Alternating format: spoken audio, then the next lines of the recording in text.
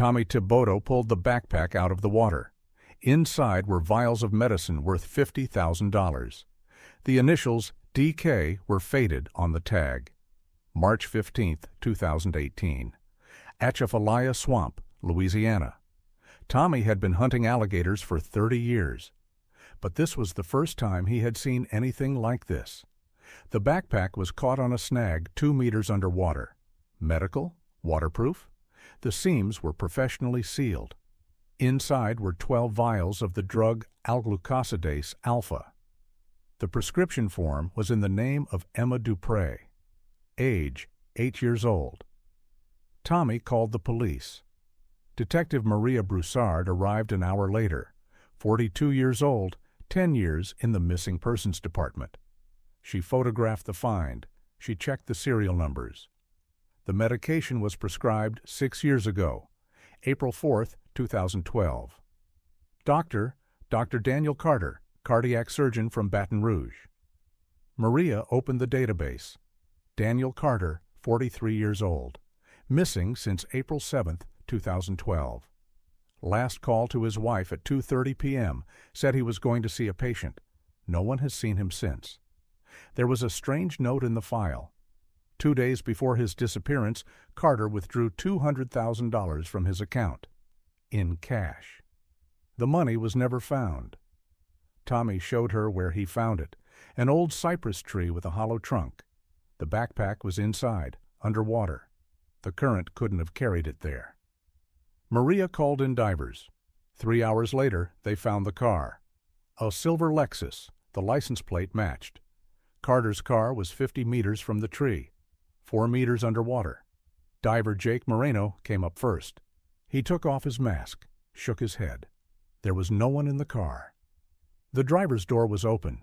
There were traces of dried mud on the steering wheel. They looked like fingerprints. Carter's documents were in the glove compartment. And something else. A photograph of a girl.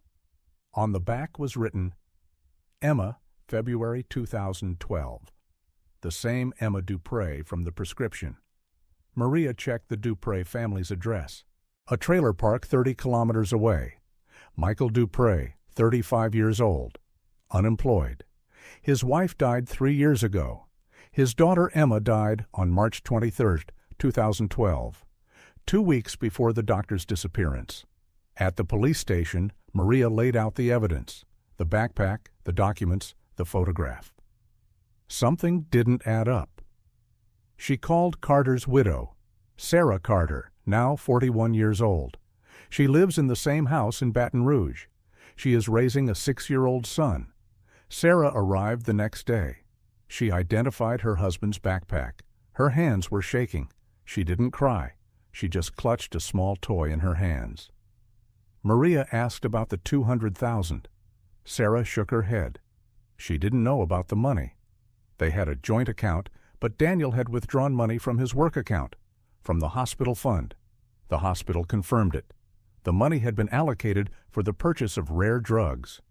Carter withdrew it without explanation. 2 days later, he disappeared. They checked the doctor's phone. The last call was to his wife. Before that, there was an incoming call from an unknown number. Duration, 47 seconds. The number was no longer in use. At a gas station 10 kilometers from the swamps, they found a recording from the cameras. April 4, 1503. Carter is filling up his Lexus. Alone. A black pickup truck appears in the frame. The license plate is blurred. The pickup truck drives away behind the Lexus. Maria returned to the site of the discovery. Tommy Thibodeau was waiting for her at the pier. He pointed to the water. Alligators were swimming where the car had been found. Tommy said it was strange. Alligators don't touch metal, but if there had been a body there, they would have found it. In 6 years, nothing would have remained of the body. The divers went down again. They searched the bottom around the car. The metal detector beeped in the silt. They found a watch, a Rolex engraved with, "To my beloved husband, Sarah." And another find. 3 meters from the car, a skull, human, but not alone. A second skeleton lay nearby, rusty handcuffs on the wrists, police handcuffs with a service number. The number was checked. The handcuffs belonged to Officer Ray Martin, dismissed from the police force in 2011. Reason: abuse of authority. Disappeared after dismissal. Maria studied Martin's personal file. 37 years old at the time of dismissal. Unmarried. Last known address: a trailer park, the same one where the Duprey lived. The examination confirmed it. The first skeleton belonged to a man between 40 and 45 years old. Height: 180 meters. Matches Carter's measurements. Second skeleton: a man aged 35 to 40. Height: 1.75 meters. Matches Martin's description. There is a crack in Carter's skull, a blow with a blunt object. Not fatal, but enough to cause loss of consciousness. Sarah Carter arrived for identification. The ring on the skeleton was her husband's wedding ring. She finally cried. She had waited 6 years. She had hoped. Maria went to the trailer park. Michael Duprey no longer lived there. Neighbors said he left immediately after his daughter's death. No one knew where. Documents were found in Duprey's old trailer. Medical bills for $300,000. Treatment for Pompe disease, a rare genetic disorder. Emma needed lifelong therapy. And receipts. Duprey paid for the medication while he could. Then the money ran out. The last payment was in January 2012. Emma Duprey's file was found in the hospital archives. The diagnosis was confirmed. Without the drug L-glucosidase alpha, there was no chance. Dr. Carter was treating her. For free. The last appointment was on March 1st. Maria found a nurse who remembered Emma. Linda Terrio, 54 years old. She worked with Carter. Linda said that the doctor was very concerned. He looked for sponsors. He wrote to foundations. No one helped. It was too expensive.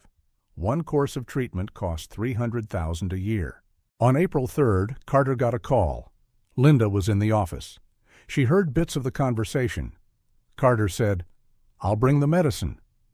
Then, "No, don't send money." And finally, "I'll be there in 2 hours." But Emma died on March 23rd, 11 days before the call. Maria checked the morgue records. Emma Duprey's body was picked up by her father. On March 24th, there was no cremation. He buried her himself. Where is unknown. An interesting detail was found in Ray Martin's case. After being fired, he worked as a security guard and a debt collector, unofficially. Clients, local crime bosses. They checked Martin and Duprey's connections. They lived in the same park. Martin rented a trailer 50 meters from Duprey. Neighbors confirmed that they had seen them together. Cameras at the entrance to the marshes recorded 3 cars. April 4th, between 2:00 and 4 p.m., Carter's Lexus, a black pickup truck, license plate not visible, and an old Ford, a man in a cap behind the wheel. Maria showed Duprey's photo to the owner of the boat station, old man Arseno, 78 years old. He's been running the pier for 30 years. He remembers everyone. Arseno recognized Duprey. He rented a boat on April 3rd, returned it on the 5th, said he was fishing. But there was no fishing gear. The distance from the dock to where the car was found was 3 kilometers by water, 15 minutes by boat. Maria found a park ranger, Joseph Arseno, 45 years old, the son of the dock owner. He patrols the marshes. Joseph was nervous. He looked away. He said he had the day off on April 4th. He was at home. He didn't see anyone. But then Maria checked the log. Joseph was on duty. He clocked in at 2:20 p.m. and 5:40 p.m. There were 3 hours and 20 minutes between the clock-ins. Why did he lie? Maria returned to Joseph Arseno 2 days later. He was working on the observation tower, 12 meters high. From there, you can see half of the swamp. Joseph came down. His hands were shaking. He lit a cigarette. He threw it away after the first puff. Maria showed him the duty log. Joseph was silent for a minute. Then he spoke. On April 4th, he was indeed on duty. He saw 3 cars. A Lexus drove by first, then a black pickup truck, followed by an old Ford. Joseph knew whose Ford it was, Michael Duprey's. But Emma had died 12 days ago. Why was Dupre driving to the swamps? Joseph said that Michael often came here after his wife's death. He drank. Sometimes he shouted. The Rangers left him alone. They felt sorry for him. But on April 4th, it was different. Dupre was sober, and he wasn't alone. There was a second person in the car. Joseph couldn't see their face, only their silhouette. An hour later, Joseph heard screams. He went to check it out.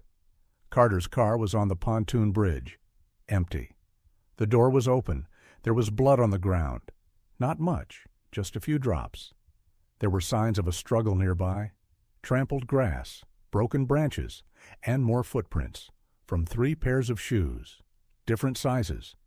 Joseph would have called the police, but he saw something in the car. There was a bag on the back seat, transparent. Inside was white powder. It looked like drugs. He was scared. Smugglers often hide their goods in the swamps. If he reported it, they might kill him, his whole family. These were not empty threats. In 2010, the body of Ranger Billy Gatto was found. He had noticed the goods being dumped. He reported it to the DEA. A week later, he drowned. An accident, said the police. Joseph left. He didn't tell anyone. He kept quiet for 6 years. Maria checked his story. She found Gautreau's case in the archives. He really did drown, but not a week later, 3 days after the call to the DEA, and not by accident. There were signs of torture on his body. She examined Carter's car again. There were indeed traces of white powder on the back seat. The examination showed that it was not drugs. It was medical talcum powder from gloves. Another piece of evidence was found in the glove compartment. A lawyer's business card. Robert Chasson, criminal law. Office in New Orleans. Maria called Chasson. He remembered Carter. The doctor had come in on April 2nd, 5 days before his disappearance. He had asked about liability for stealing medication, hypothetically. Chasson explained that if the medication was for a dying child, the court might reduce the sentence. But if the child is already dead, it's pure theft. Up to 10 years in prison. Why did Carter ask about theft? He could have bought the medicine legally. He had the hospital's money. Maria checked the suppliers. Only one company sold alglucosidase alpha in Louisiana. Pharma Solutions. Manager Craig Dubois confirmed that Carter had ordered the medicine on April 3rd for $48,000, cash on delivery. But the delivery was scheduled for April 10th, 6 days after the doctor's disappearance. So where did the ampules in the backpack come from? The serial numbers were checked. The batch was manufactured in February 2012, delivered to Lafayette Hospital for a patient named Anna Thibault.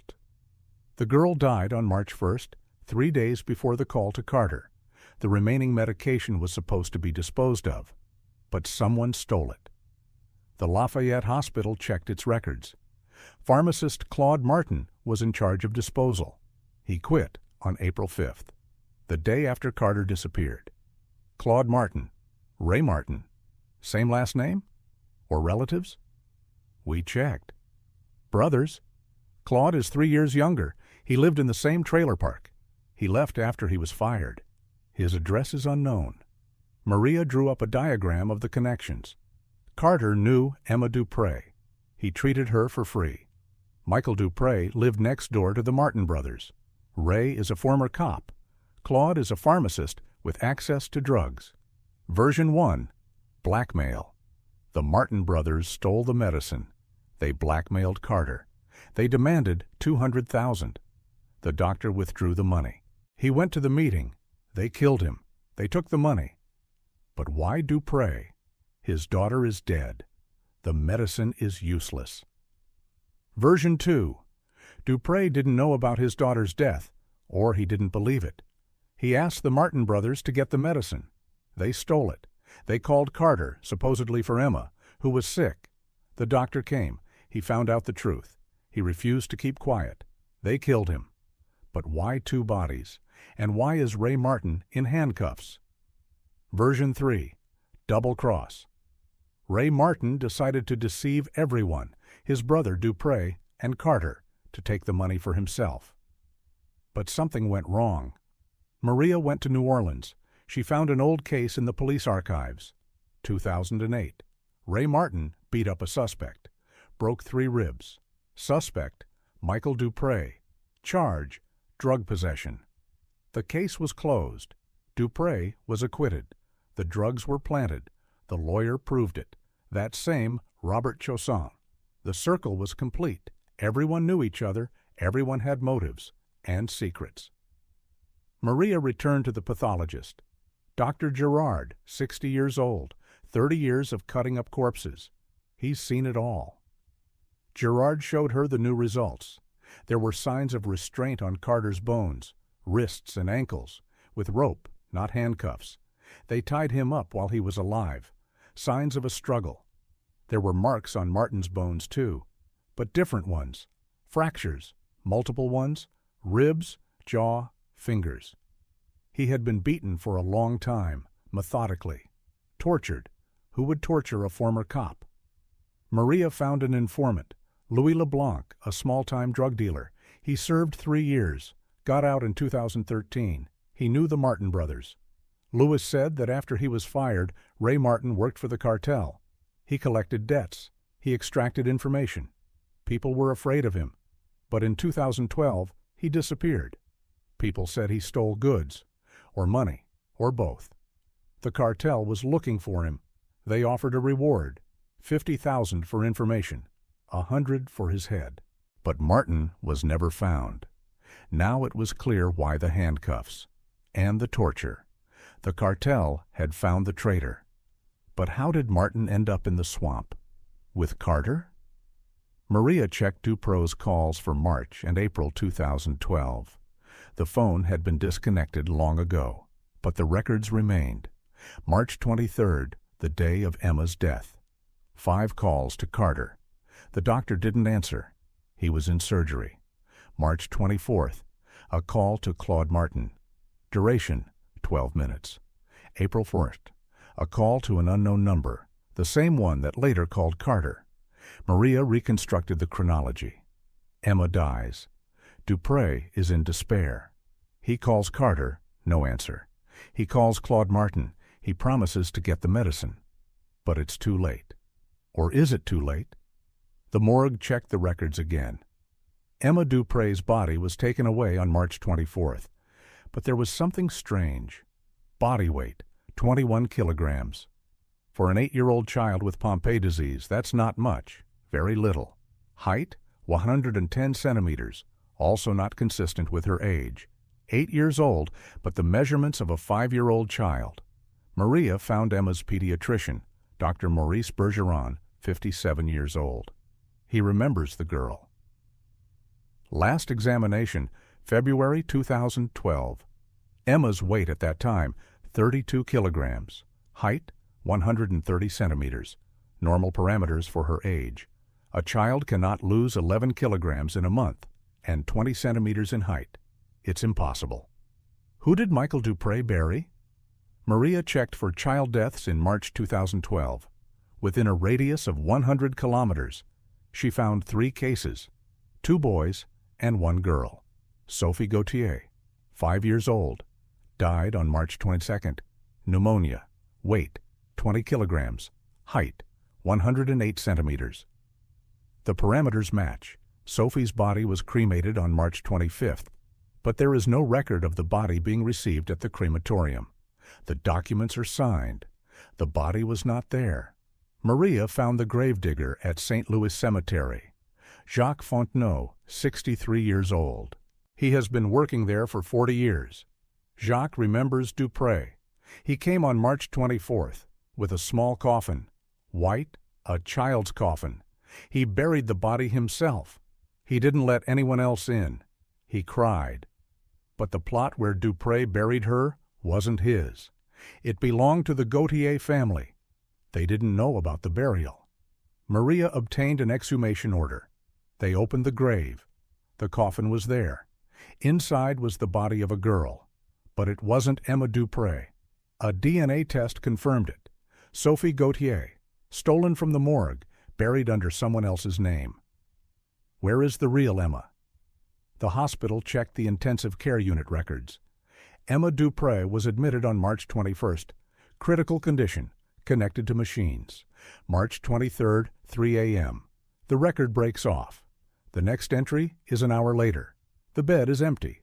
The log says, death at 3:47 a.m., but the cameras in the hallway show something else. At 3:15 a.m., Michael Dupre leaves the room. He is carrying a child wrapped in a blanket. The child is moving. Emma was alive. Dupre took his living daughter out, declared her dead, swapped the bodies. Why? Maria understood. Without medicine, Emma would die. The treatment costs $300,000 a year. Dupre has no money. But if the child is officially dead, he can steal the medicine. No one will suspect anything. Claude Martin steals the medicine from the hospital. But that's not enough. He needs more, much more. Then a plan emerges. Call Carter. Say there's a sick child. Not Emma, another one. The doctor will bring the medicine and money. But Carter will recognize Emma. He'll realize the deception. What then? Kill him. Take the medicine and the money. Disappear. Dupre's plan? Or the Martin brothers' plan? Or a joint plan? Maria found the nurse who was on duty on March 23rd. Nicole Richard, 34 years old. She remembers that night. Nicole gave Emma her medicine at 2 o'clock. The girl was stable. At 3 o'clock, Nicole went to another patient. She returned at 4. Emma was dead. That's what Dupre said. But Nicole noticed something strange. The sheet was different, and the pillow, as if the bed had been changed. When asked, Dupre replied that his daughter had wet herself before she died. He changed the sheets himself. Nicole didn't argue. She felt sorry for her father. Now it was clear. Dupre had taken Emma out. He brought Sophie's body. He changed her clothes. He laid her down. He announced his daughter's death. Where did he hide Emma, who was still alive? Maria returned to the trailer park. She questioned the neighbors in more detail. Old Rosa Aber, 78 years old. She lives across from Dupre.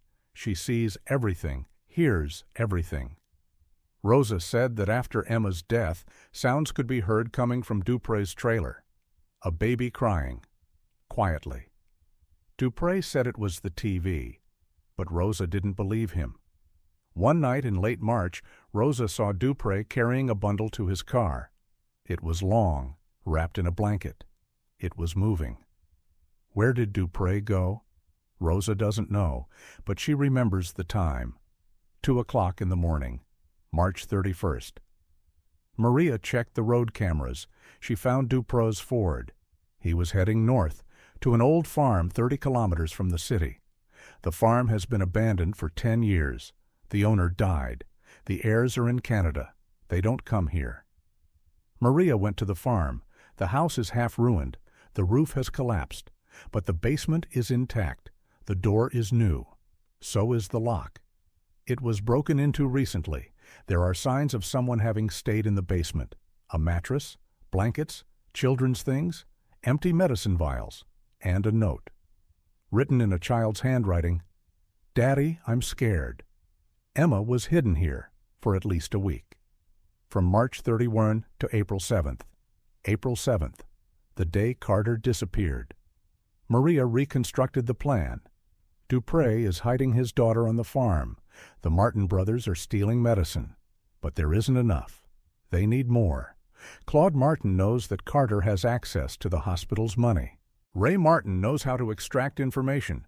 Dupre desperately needs the medicine. They call Carter. They say there is a sick child.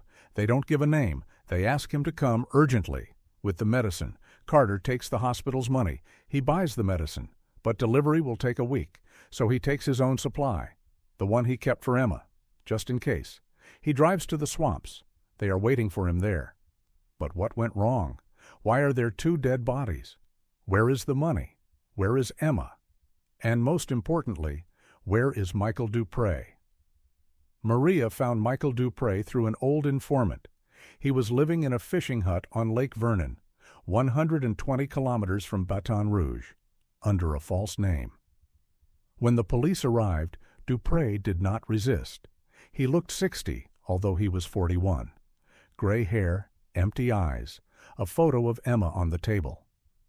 At the police station, Dupré remained silent for 3 hours. Then he spoke. Yes, he had taken Emma out of the hospital alive. He had hidden her on the farm. Claude Martin had promised to get the medicine. He stole the first batch from the Lafayette Hospital. It was enough for a week, but Claude wanted more. He wanted money, a lot of money. He said the medicine was expensive, $50,000 for a month's supply. A lie. But Dupré didn't know the real prices. Ray Martin proposed a plan. Call Carter. Tell him that a sponsor had been found for a sick child. Not Emma's, another one. Carter would bring the money and the medicine. They would take everything. The doctors would be released. Dupré didn't want to hurt anyone. Carter was a good man. He treated Emma for free. But there was no choice. His daughter was dying. On April 3rd, Carter got a call. Claude spoke. He introduced himself as the coordinator of a charitable foundation. He said there was a child with Pompe disease, 8 years old. Urgent help was needed. The family was in the swamps without documents, illegal immigrants from Haiti. So it had to be unofficial. Carter believed him. He said he would bring the medicine. And money for the family? On April 4th, they met on the pontoon bridge, an old smuggler's spot. No cameras, no people either. Carter arrived first, alone. He brought a backpack with medicine and a bag. The bag contained $200,000 in cash. Dupré waited in the car. He didn't want the doctor to see him. Ray Martin went out to Carter. He introduced himself as the father of the sick child. He asked for medicine and money. Carter gave him the backpack, but he asked that the money be given to the family personally. He wanted to see the child, to make sure everything was fair. Ray began to get nervous. He said the child was in the hospital, in critical condition. They had to hurry. Carter insisted. He wanted to go to the hospital. Together. Right now. Then Ray hit him with a crowbar on the head. Carter fell. But he didn't lose consciousness. He started screaming. Dupré jumped out of the car. He didn't expect violence. He rushed to help the doctor. Ray got angry. He yelled at Dupré. He ruined everything. Now Carter could see his face. He would recognize him. Claude Martin also panicked. He was waiting in the pickup truck. He saw the fight. He came over. He yelled at his brother. He said he didn't sign up for murder. Carter came too. He saw Dupré. He recognized him. He asked, "Is Emma alive?" Dupré didn't answer. He couldn't. He was ashamed. Ray decided everything himself. He tied Carter up. He said he would take him to the swamps. He would scare him. He would take the money. He would let him go. Claude was against it, but Ray didn't listen. He took out his gun. He ordered Dupré to help. They put Carter in the trunk of his car. Ray got behind the wheel of the Lexus. Claude followed in his pickup truck. Dupré followed in his Ford. They stopped at an old cypress tree. It was a remote spot. Even boats rarely passed by. Ray pulled Carter out, untied his legs, led him to the water, told Dupré to dig a hole. For the money. To hide it?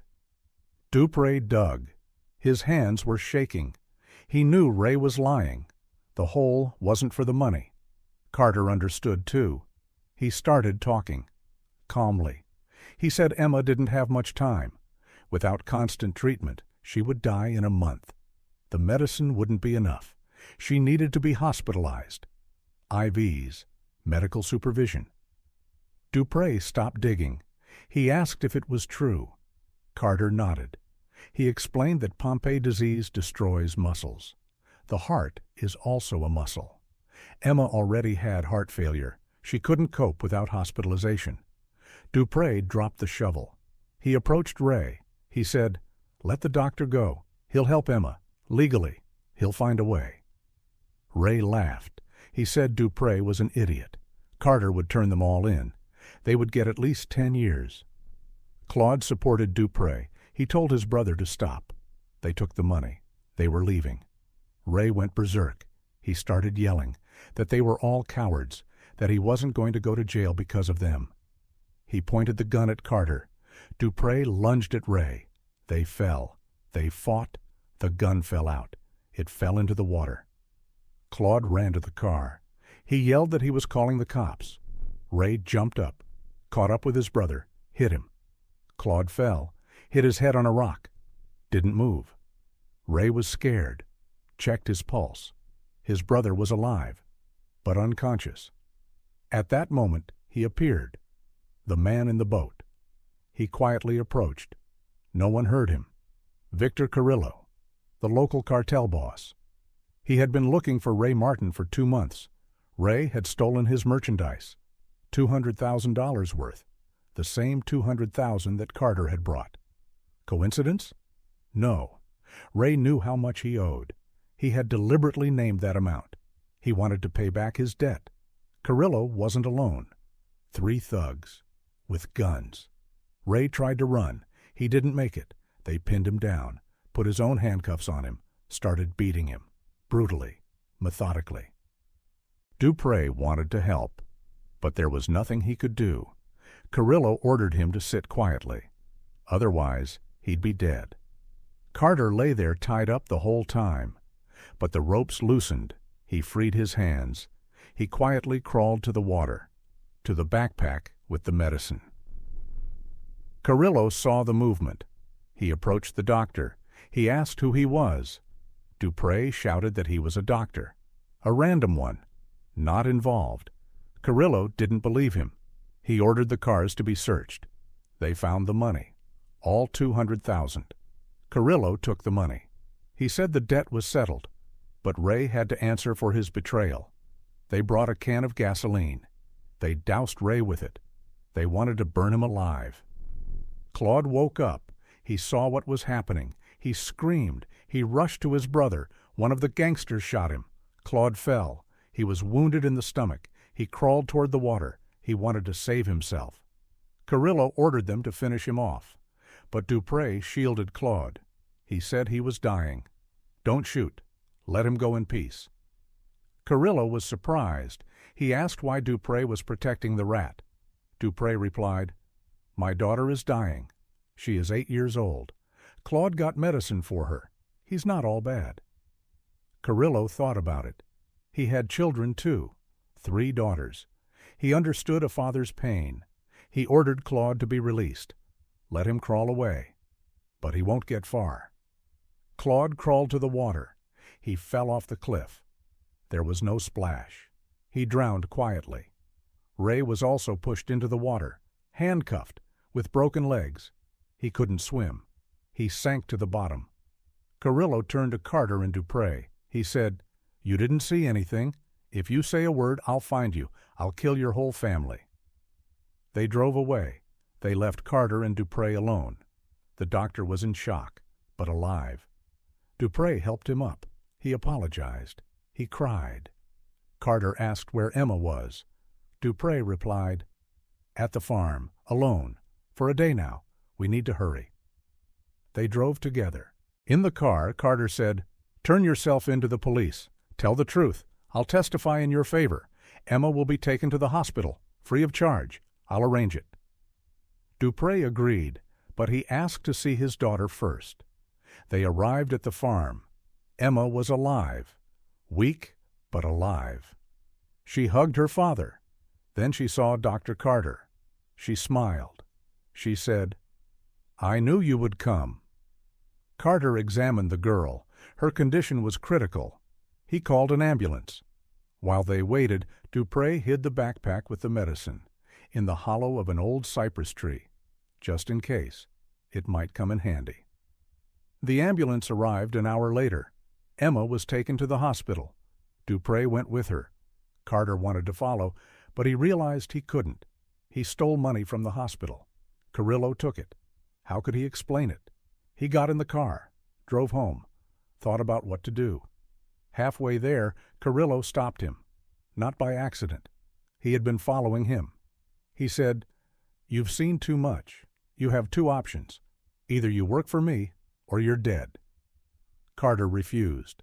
He said, My wife is pregnant. I can't take the risk. Carrillo smirked.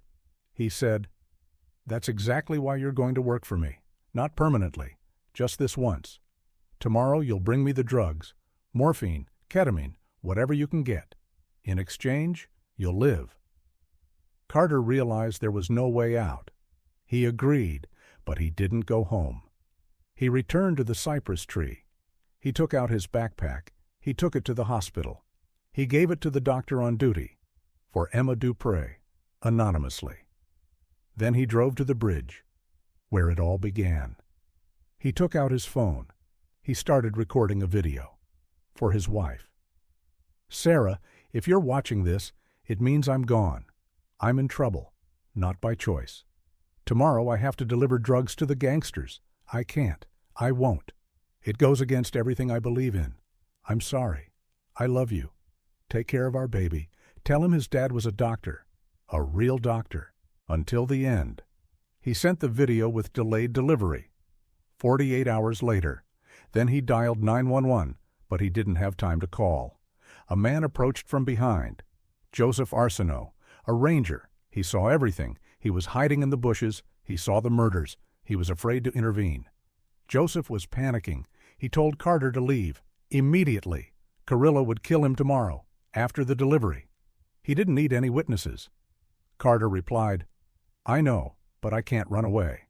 My family." Joseph suggested a plan to fake his death. He would help. He would sink the car, scatter his belongings. Everyone would think it was an accident. Carter refused. He said Sarah wouldn't survive. Better the truth. Then Joseph did something he regretted for 6 years.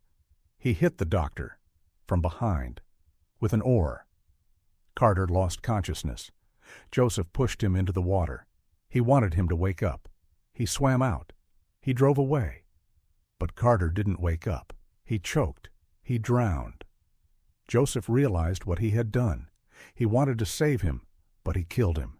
He panicked. He sank the car. He drove away. He kept quiet for 6 years. Dupre kept quiet too. He was afraid of prison. But most of all, he was afraid that Emma would be taken away. To an orphanage. To strangers. Emma survived. She spent the first 3 months in the hospital. Then she was treated as an outpatient. A charitable foundation paid for her treatment. An anonymous sponsor. In fact, it was Sarah Carter. She sold her house. She gave all her savings to treat children with Pompe disease. In memory of her husband, Dupre got a job as an ambulance driver. He wanted to be closer to medicine, to help people, like Dr. Carter. Once a year, on April 7th, he came to the cypress tree. He laid flowers. He asked for forgiveness. Emma is 14 now. She doesn't know the truth. She thinks her father saved her, that Dr. Carter left, that everything was legal. Maria closed the case. Michael Dupre received a 5-year suspended sentence for stealing a body, for forgery, for concealment, but not for murder. He didn't kill anyone. Joseph Arsenault turned himself in. After Maria found Dupre, he couldn't take it. His conscience tormented him. He got 3 years for manslaughter. He was released after a 1.5 years for good behavior. Victor Carrillo was arrested in 2015 for drugs, not for the murders in the swamp. No one knew about that. He's serving a life sentence. Claude Martin was never found. Officially, he drowned. His body was carried away by the current. But Dupre once received a letter, no return address. Inside was a photograph, a beach, palm trees, and a man with a scar on his stomach. He looks like Claude, but you can't say for sure. On the back are 2 words. "Hi, Emmy." Sarah Carter never got married. She is raising her son. She named him Daniel. The boy wants to be a doctor, like his father. The backpack with the medicine is now in the hospital museum, as a memento of the doctor who kept his oath, of the father who saved his daughter, of the price of choice, and of the fact that the truth is not always simple, not always clear-cut, but always important. Tommy Thibodeau still hunts alligators, but he no longer dives near the old cypress tree. He says there are restless souls there. Maybe he's right. The story is over. But the question remains. Was Dupré right to save his daughter at any cost? Or should he have accepted her death but stayed within the law? What would you have done in his place?